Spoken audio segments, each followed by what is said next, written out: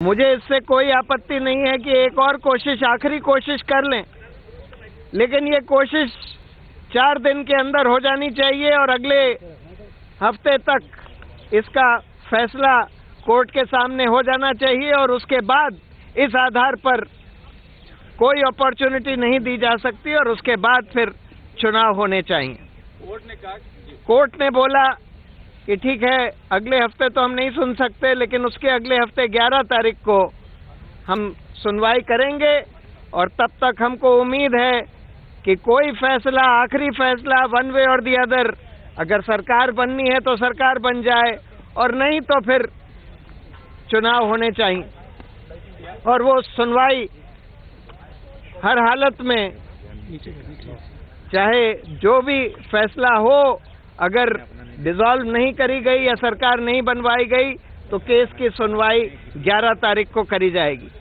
आज एक बड़ी आश्चर्यजनक बात ये हुई कि कांग्रेस पार्टी के वकील, senior advocate, farmer attorney general Parasaran साहब ने ये दलील दी कांग्रेस पार्टी की तरफ से कि देखिए, दिल्ली तो पूर्ण राज्य है ही नहीं और दिल्ली में लोकतांत्रिक सरकार होना कोई जरूरी नहीं है और दिल्ली की सरकार केंद्र सरकार और राष्ट्रपति चला सकते हैं और संविधान में केंद्र सरकार और राष्ट्रपति को पूरी आजादी है कि दिल्ली में चुनी हुई सरकार ना रखें और खुद ही शासन चलाते जाएं। ये बहुत ही आश्चर्यजनक बात है कि कांग्रेस पार्टी की तरफ से ऐसी दलील सुप्रीम कोर्ट में दी जा रही है कि दिल्ली के नागरिकों को कोई लोकतांत्रिक अधिकार नहीं है अपनी चुनी हुई सरकार यहाँ पर बनवाने का और केंद्र सरकार जो है प्रेसिडेंट्स रूल के जरिए यहाँ पर सरकार चला सकती है। सुप्रीम कोर्ट ने कहा कि पॉजिटिव मूव है जो एलजी ने बुलाया है सभी पार्टीज को, और क्या आपको लगता है, इसको आप किस तरीके से देखते हैं कि पॉजिटिव मूव है, तो क्या इससे पहले जो उनके मूव थे वो नेगेटिव थे? एक तरफ कहते हैं सुप्रीम कोर्ट ने सिर्फ ये टिप्पणी करी है कि देखिए, अब उन्होंने सारी पार्टियों को बुलाया है और अगर सरकार कोई बनवा देते हैं तो ठीक है और नहीं तो फिर इस केस को आखिरी अंजाम तक पहुंचाया जाएगा। सर, आप आम आदमी पार्टी के कोर ग्रुप के मेंबर भी हैं, अगर एलजी जो है सर्वदलीय बैठक में अगर आम आदमी पार्टी से भी मिलते हैं तो आम आदमी पार्टी का क्या स्टैंड रहेगा? नहीं, आम आदमी पार्टी तो कह ही चुकी है कि भाई हमको चुनाव की जरूरत है। दिल्ली में हम, आम आदमी पार्टी का स्टैंड तो क्लियर रहा है कि भाई हम चुनाव चाहते हैं, दिल्ली में एक लोकतांत्रिक सरकार बननी चाहिए चुनाव के जरिए। टुडे द हियरिंग, कुल मिलाके ये माना जाए कि जो बीजेपी का गेम प्लान कहा जा रहा था कि 25 नवंबर तक बाईपोल तक प्रचार करना चाहती थी, फिर हाउस की स्ट्रेंथ को मैनिपुलेट करना थी, अब आपको लगता है कि 11 नवंबर अगली सुनवाई है तो ये अल्टीमेटम की तरह है, डिसाइड पास तो बाईपोल तक वेट करने का टाइम नहीं मिलेगा? नहीं, बिल्कुल अल्टीमेटम है। कोर्ट ने साफ कर दिया है कि भाई आप वन वे और दी अदर तय करिए कि भाई सरकार बन सकती है कि नहीं, और नहीं बन सकती है तो चुनाव होने चाहिए, जाहिर है। तो today the supreme court heard, just before they started hearing the Delhi Assembly dissolution case, the court remarked that there is a news item published in the newspapers today that the Lieutenant Governor is proposing to call an all-party meeting to discuss the possibility of formation of a government in Delhi in the present assembly itself. So why not give him a last opportunity? I said that this had been going on for the last 8.5 months. For the last 8.5 months, we have been seeing this spectacle of the government and the LG seeking adjournment or postponement of the case again and again on the ground that they are exploring the possibility of having an elected government within the same assembly. This cannot go on forever, because every day that president's rule continues in the state, it is an assault on the democratic rights of the people to have an elected government in Delhi. So I said that, well, one last opportunity can again be given, but in any case, this must not extend beyond next week. And the case must be listed next week before which the government and the Lieutenant Governor must decide one way or the other. Unfortunately, due to some holidays next week, the court said that they cannot hear the matter next week, but they will hear it week after next, on the 11th of November, by which time they expect the government and the LG to decide the matter one way or the other. Otherwise, the court said under no circumstances will hearing be adjourned beyond the 11th of November. Well, that's a reaction coming in from Prashant Bhushan. Remember, the Supreme Court in the morning had said that the LG's move to hold consultations with all the parties is positive. We also have reactions coming in from the other parties. Let's take a listen in.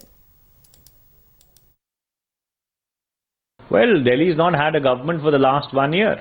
The Delhi Assembly should be immediately dissolved. Election should be called for. And a new government should be formed in Delhi. After all, the dramatis persona have not changed. The situation and circumstances have not changed. 1 year has elapsed. The President's rule cannot go on forever. The Constitution of India and the constitutional process is strong, firm, and has its own pace. It does not run according to the daily desires, accusations, or wishes of the Aam Aadmi Party. In any case, हमको appreciate किया है 11 नवंबर की next date है आपकी तरफ से क्या है नहीं सुप्रीम कोर्ट ने जो टिप्पणी है We'll try and नहीं लेकिन हम उसका स्वागत करते हैं जो उन्होंने कहा है और लेफ्टिनेंट गवर्नर उसी दिशा में जैसा आप लोग बता रहे हैं कि वो कार्य कर रहे हैं और उन्होंने कहा है कि वो पॉसिबिलिटीज को एक्सप्लोर करेंगे वो करेंगे और उसके बाद भारतीय जनता पार्टी के पास जब विषय आएगा तो इसके संदर्भ में जब भी जो निर्णय हमको लेना होगा हम समय आने पर इसके बारे में जरूर आपको जानकारी देंगे कि पार्टी क्या सोचती है क्योंकि अगली हियरिंग 11 नवंबर की है प्रशांत भूषण जो आम आदमी पार्टी की तरफ से हुए थे उन्होंने बोला कि टाइम बाउंड मैनर में अगर ये डिसीजन ले लिया जाए तो ठीक रहेगा हाँ मैंने कहा ना जो भी लेफ्टिनेंट गवर्नर लेंगे और पार्टी के पास जब ये विषय आएगा तो समय आने पर इसके बारे में जो भी उचित निर्णय होगा उसकी जानकारी पार्टी आपको निश्चित रूप से देगी thank you so much thank you ठीक है Pooja is joining us on the story. Pooja, so in a sense, the political stalemate continues till the next Supreme Court hearing, that is November 11th.